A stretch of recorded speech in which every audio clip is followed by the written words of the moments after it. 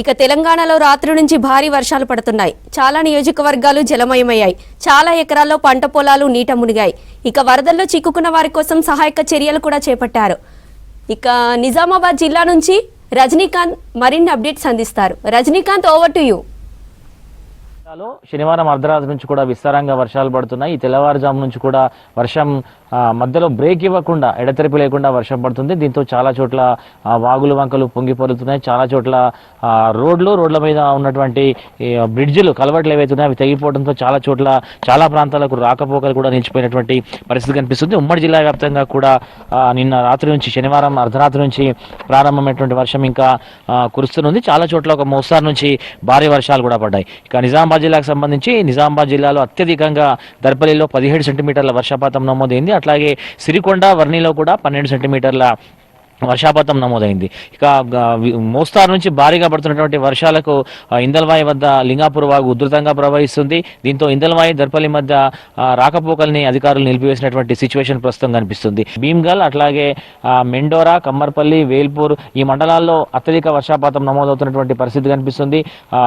బాల్కొండ కాన్స్టిట్యున్సీకి సంబంధించి చాలా చెక్ డ్యాంలు ఉన్నాయి. అక్కడ రాళ్లవాగు, అట్లాగే కప్పలవాగు, తీగలవాగు, పెద్దవాగు ఈ చెక్ డ్యాంలన్నీ కూడా పూర్తిగా వరద నీటి ప్రవాహం ఒక్కసారిగా పెరిగిపోవడంతో పైనుంచి మత్తలు దూకుతున్నటువంటి పరిస్థితి కనిపిస్తుంది. సమీప ప్రాంతంలో ఉన్నటువంటి ఈ చెక్ డ్యాంలకు సమీపంలో ఉన్నటువంటి పంట పొలాల్లో కూడా భారీగా వరద నీరు వచ్చి చేరుతుంది. ఇక గోదావరి ఎగువ ప్రాంతంలో కురుస్తున్నటువంటి వర్షాలు, అట్లాగే SRSP project Sriram Sagar project వెనుక భాగంలో శ్రీరామ్ సాగర్ ప్రాజెక్టు బేసిన్లో కురుస్తున్నటువంటి వర్షాలకు కూడా శ్రీరామ్ సాగర్ ప్రాజెక్టులోకి ఒక్కసారిగా వరద ప్రవాహం పెరిగింది. ప్రస్తుతం ప్రాజెక్టులోకి 40,000 క్యూసెక్ల ఇన్ఫ్లో వస్తున్నట్టుగా అధికారులు చెప్తున్నారు. ప్రాజెక్టు పూర్తి స్థాయి నీటి మట్టం 1091 అడుగులకు గాను ప్రస్తుతం 1086.60 అడుగుల నీటి మట్టం ప్రస్తుతం ప్రాజెక్టులో ఉంది. ఇక ప్రాజెక్టు పూర్తి స్థాయి సామర్థ్యం 80.5 టీఎంసీలు కాగా ప్రస్తుతం 62 టీఎంసీల నీరు ఎస్ఆర్ఎస్పి ప్రాజెక్టులో ఉంది.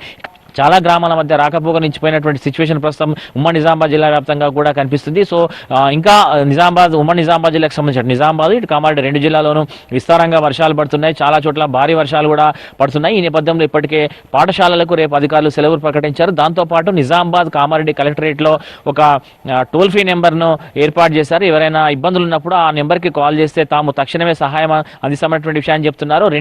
అటు కామారెడ్డి నిజామాబాద్ రెండు కలెక్టరేట్లను కంట్రోల్ రూమ్లను కూడా ఏర్పాటు చేసినటువంటి సిచ్యువేషన్ కనిపిస్తుంది. ఇప్పటికే రెవెన్యూ, మున్సిపల్ అట్లాగే పంచాయతీ సిబ్బంది గ్రామాల్లో తిరుగుతున్నారు. ఎక్కడైతే వరద ప్రభావం ఎక్కడగా ఉందో, ఎక్కడైతే చెరువులు పొంగి పొల్లుతున్నాయో, అలుగులు బారుతున్నాయో, ఎక్కడైతే వాగులు పూర్తిగా నిండి ఉన్నాయో ఆ ప్రాంతాల్లో ప్రజల్ని అప్రమత్తం చేసేటువంటి ప్రయత్నం చేస్తున్నారు. ఎవరు కూడా చేపల వేటకు వెళ్లకుండా అట్లాగే పశువులు కాయడానికి ఈ 2 రోజుల పాటు ఎవరు కూడా బయటకు వెళ్ళొద్దు, అత్యవసరమైతే తప్పితే బయటకు వెళ్ళేటటువంటి విషయాన్ని పదే చెప్తున్నారు.